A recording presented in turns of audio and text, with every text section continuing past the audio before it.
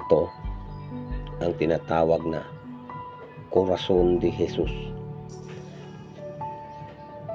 Ang Corazon de Jesus ay ginagamit ng mga antingero at antingera na panglubag loob sa mga matitigas na damdamin. Ang Corazon de Jesus ay may taglay na panghalina. Pag makasalamuhat po kayo ng mga tao na hindi ninyo kilala, napakagaan po kayo sa mga tao na yan. At para bang kay tagal-tagal na ninyong magkakilala. Ito po ang kakayahan ng Corazon de Jesus.